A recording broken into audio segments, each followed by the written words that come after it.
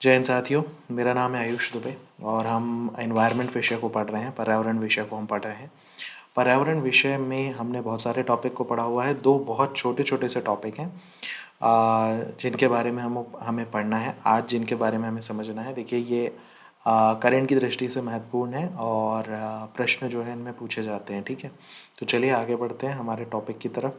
Lecture बहुत छोटा होने वाला है लेकिन महत्वपूर्ण है, इसीलिए इस लेक्चर को हम कंटिन्यू कर रहे हैं। देखिए, हम जो दो टॉपिक पढ़ने वाले हैं वो कौन कौन से हैं। वो उसमें पहला जो टॉपिक है वो है हमारा वेटलैंड्स। ठीक है, तो वेटलैंड्स यानी आर्द्र भूमि। ठीक है, हिंदी में इसे क्या कहते हैं? इसे आर्द्र भूमि कहते हैं। इंग्लिश में इसे क्या कहते हैं? इंग्लिश में इसे वेटलैंड्स कहते हैं। ठीक है, ये हमारा पहला टॉपिक होगा। ठीक है, अब चूंकि टॉपिक बहुत छोटे छोटे हैं इसलिए दो टॉपिक को हमने मर्ज किया हुआ है स्लाइड में, इस लेक्चर में। दूसरा जो हमारा टॉपिक है वो हॉटस्पॉट जोन का है। ठीक है, जैव विविधता यानी बायोडाइवर्सिटी जो है, बायोडाइवर्सिटी जो है उसके हॉटस्पॉट जोन कहलाते हैं। कुछ क्षेत्र ऐसे होते हैं जो कि जैव विविधता की दृष्टि से यानी कि बायोडाइवर्सिटी की दृष्टि से बहुत ज़्यादा समृद्ध होते हैं। ऐसे क्षेत्रों को क्या कहा जाता है? ऐसे क्षेत्रों को हॉटस्पॉट जोन कहा जाता है बेसिकली। ठीक है, बात करते हैं पहले टॉपिक की, वेटलैंड्स की। तो वेटलैंड्स का मतलब क्या होता है? वेटलैंड्स का बेसिकली मतलब होता है आर्द्र भूमि। क्या होता है? आर्द्र भूमि। देखिए, आर्द्र भूमि क्या होती है? आर्द्र भूमि को यदि हम समझने की कोशिश करें तो अगर मैं कहूँ कि ये स्थलीय क्षेत्र है, स्थल है ये। ठीक है, और ये पूरा स्थलीय क्षेत्र है और मान लेते हैं कि ये जो है ये जलीय क्षेत्र है ना, यहाँ पानी है ये। अब ऐसा कोई इलाका हो, ऐसा कोई एरिया हो जहाँ जलीय क्षेत्र और स्थलीय क्षेत्र है ना, यानी कि जो स्थल वाला क्षेत्र है वो स्थल, ठीक है, और जल, जहाँ पे जलीय क्षेत्र और स्थलीय क्षेत्र मिल रहा हो, तो ऐसा कोई अगर इलाका हो, मतलब ऐसा कोई एरिया हो जहाँ जल प्लस स्थल दोनों मिल रहा हो, तो वो एरिया कैसा हो जाएगा? वो एरिया दलदली हो जाएगा। कैसा हो जाएगा? दलदली। ठीक है, कैसा क्षेत्र हो जाएगा? दलदली क्षेत्र हो जाएगा। और दलदली क्षेत्र होने के साथ ही अब देखिए यहाँ पे ये स्थल में जो वनस्पति रही होगी या जो विविधताएं रही होगी, है ना, जो प्राणी यहाँ पाए जाते होंगे, और जल में जो वनस्पति रहती है ना, जलीय वनस्पति, जलीय प्राणी जो भी रहते हैं, ये चित्र तो मैं संकेत के हिसाब से बना रहा हूँ आपके समझने के लिए। तो जो स्थलीय क्षेत्र है और जो जलीय क्षेत्र है, दोनों की विविधता यहाँ पाई जाएगी। उससे क्या होगा कि जैव विविधता की दृष्टि से ये वाला जो एरिया होता है, ये जो दलदली क्षेत्र होता है, ये बहुत ज़्यादा क्या हो जाता है? समृद्ध हो जाता है ना। और यही जो क्षेत्र होता है इसे ही क्या कहा जाता है? इसे ही आर्द्र भूमि कहा जाता है। कैसी भूमि? दलदलीय भूमि, आर्द्र भूमि। इसे ही क्या कहा जाता है? इसे ही वेटलैंड कहा जाता है। क्या कहा जाता है? वेटलैंड्स। तो शुरू में तो इसकी तरफ इतना ध्यान नहीं दिया गया, वेटलैंड्स की तरफ उतना ध्यान नहीं दिया गया, और यहाँ की जो समृद्धता है, जो पर्यावरण की दृष्टि से यहाँ का महत्व है, उस पर प्रारंभ में उतना ध्यान दिया नहीं गया। पर धीरे धीरे ये एरिया जो था वो मतलब समृद्धता से इंसानी प्रवेश वहाँ होने लगा और उसकी समृद्धता जो थी वो समाप्त होने लगी। जब ऐसा हुआ तो 1971 में, 1971 में दुनिया के सारे देश एक जगह पर मिलते हैं जिस जगह का नाम है रामसर। ठीक है, किस देश में है? ये ईरान में है। यहाँ पर मिलते हैं और यहाँ पर एक अंतर्राष्ट्रीय समझौता होता है। क्या होता है? अंतर्राष्ट्रीय समझौता। ठीक है, कहाँ पर? ईरान में। दुनिया के सभी देश मिले और उन्होंने एक अंतर्राष्ट्रीय समझौता किया।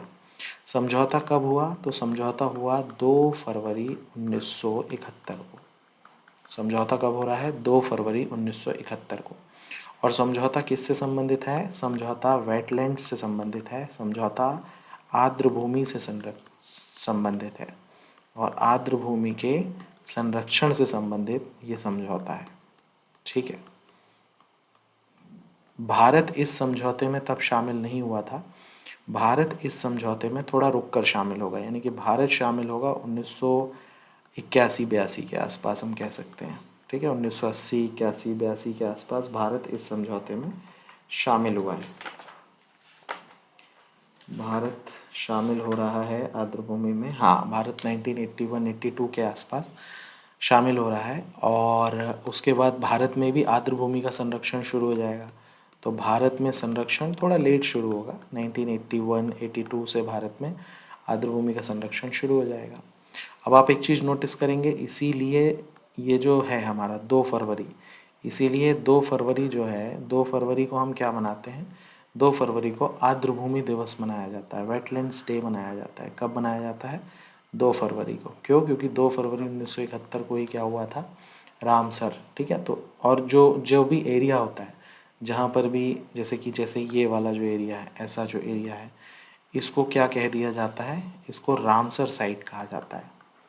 क्या कहा जाता है? रामसर साइट, है ना, रामसर साइट कह दिया जाता है इसको। ठीक है, क्योंकि रामसर सम्मेलन हुआ था, इसीलिए ऐसा एरिया क्या कहलाता है, रामसर साइट कहलाता है। ठीक है, आगे बढ़ते हैं। तो देखिए, आर्द्रभूमि क्या होता है? आर्द्रभूमि एक दलदलीय क्षेत्र है बेसिकली।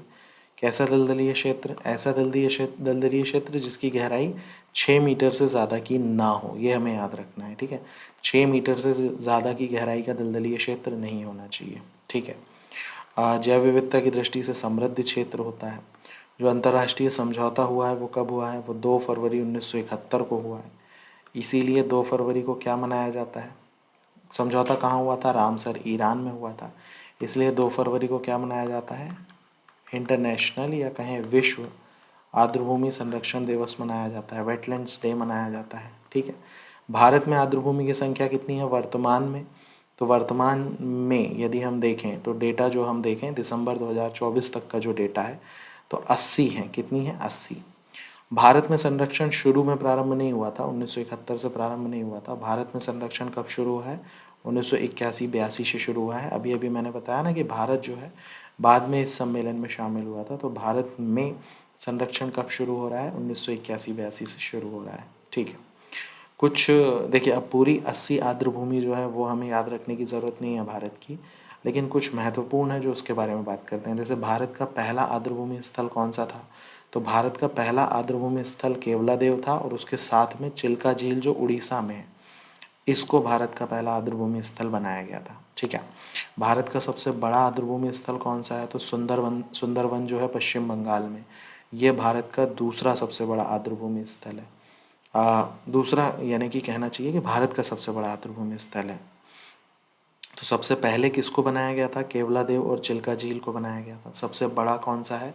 तो सबसे बड़ा सुंदरवन। सुंदरवन कहाँ है? सुंदरवन पश्चिम बंगाल में है। और भारत का सबसे छोटा आर्द्रभूमि स्थल कौन सा है? तो ये रेणुका सागर जो झील है हिमाचल प्रदेश में, ये भारत का सबसे छोटा आर्द्रभूमि स्थल है। इसको कृत्रिम भी कह दिया जाता है कि कृत्रिम आर्द्रभूमि है। कृत्रिम आर्द्रभूमि का क्या मतलब है? कृत्रिम आर्द्रभूमि का मतलब है कि यदि हमने कोई बांध बनाया, मान लीजिए कोई नदी बह रही है और कोई नई नदी बह रही है और वहाँ पर यदि कोई बांध का निर्माण कर दिया गया, है ना, अगर यहाँ पर कोई बांध बना दिया तो नदी का जो पानी है वो वहाँ एकत्रित हो जाएगा। और जब नदी का पानी एकत्रित हो जाएगा तो वहाँ पर भी दलदलीय क्षेत्र बन जाएगा, और वो दलदलीय क्षेत्र, कृत्रिम क्षेत्र जो है वो आर्द्रभूमि की तरह बन जाएगा। तो रेणुका सागर जो है हमारा हिमाचल प्रदेश वाला, वो कृत्रिम आर्द्रभूमि भी कहलाती है ना, दलदलीय क्षेत्र जो है ये कृत्रिम आर्द्रभूमि भी कहलाती है। भारत की सबसे छोटी आर्द्रभूमि है।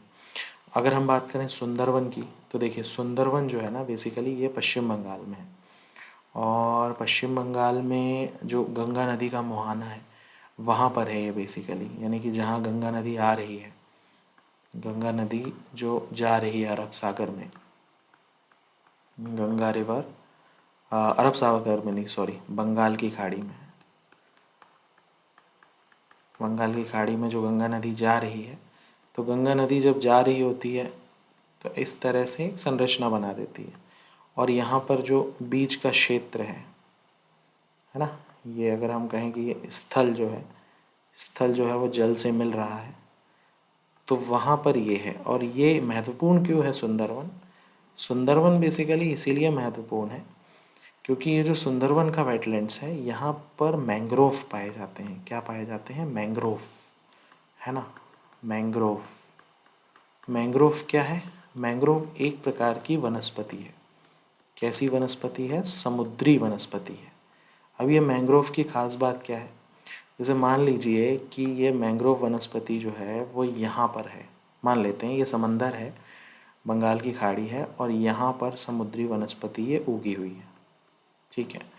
अब जो सुनामी होती है, वो सुनामी, समुद्र में भूकंप आता है जिसकी वजह से सुनामी आती है, और सुनामी जो होती है वो वेव्स की तरह, बड़ी बड़ी लहरें जो होती हैं वो तट की तरह आगे बढ़ती है, ठीक है, सुनामी में। इस तरीके से अगर ये मैंग्रोव वन होते हैं तो ये बड़ी बड़ी जो वेव्स होती हैं इनको तट पर नहीं पहुंचने देती, या तट पर पहुंचने देती है तो बहुत ही कहना चाहिए कि उनके वेग को बहुत कम कर देती है।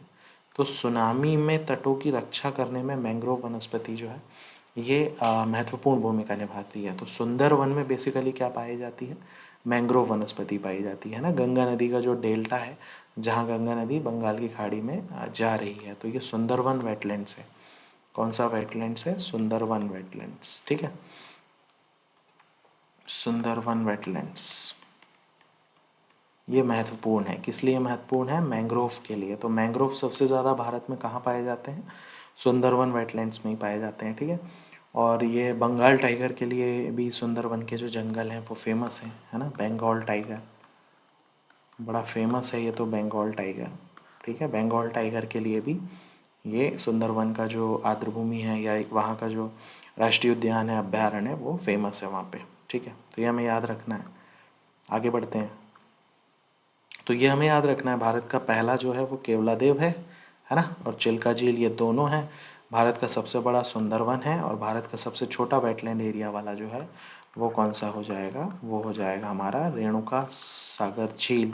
ये कृत्रिम आर्द्रभूमि भी है ना, एकमात्र, और ये हिमाचल में, ठीक है। आर्द्रभूमियों के बारे में हमें ये सारी चीज़ें याद रखनी है।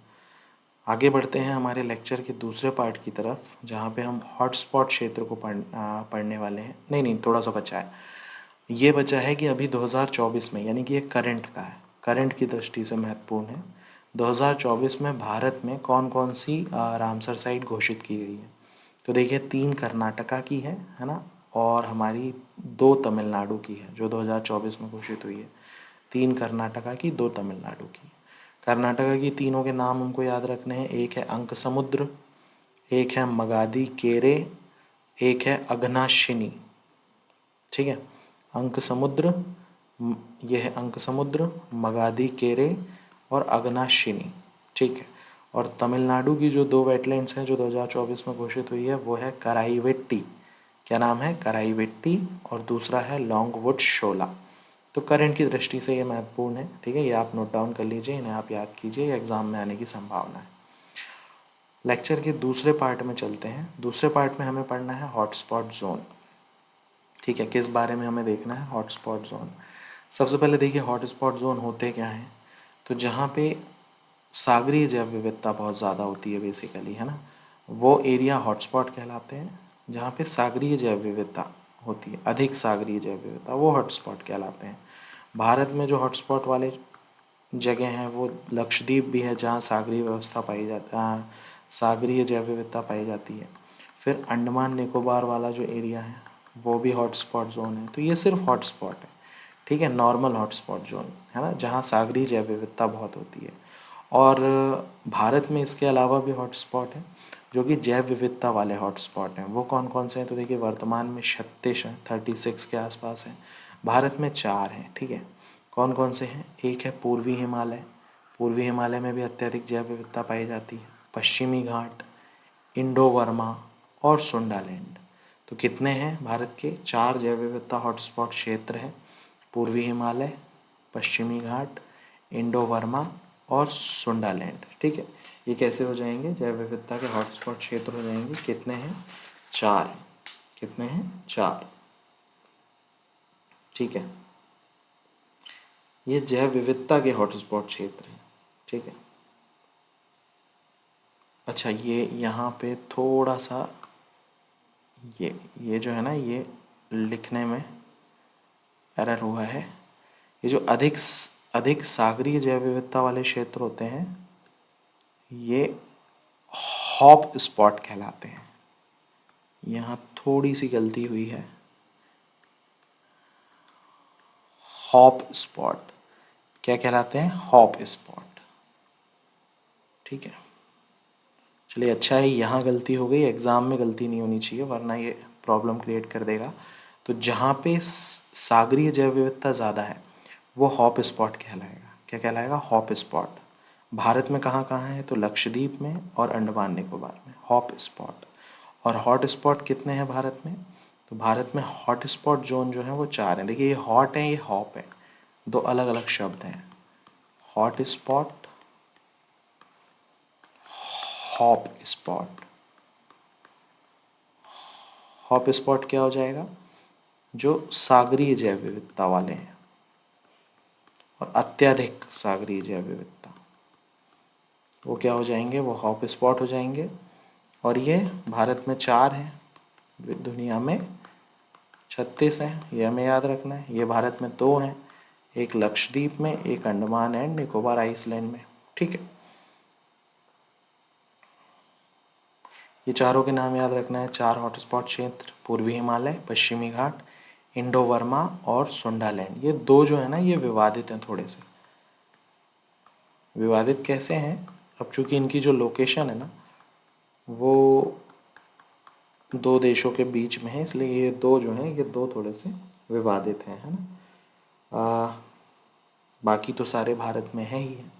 तो ये सारी चीज़ें हमें याद रखनी है। ठीक है, हॉटस्पॉट क्षेत्र के बारे में। हॉट स्पॉट हमें याद रखना है जहाँ सागरीय विविधता होती है, मैंग्रोव सुंदरवन में पाए जाते हैं।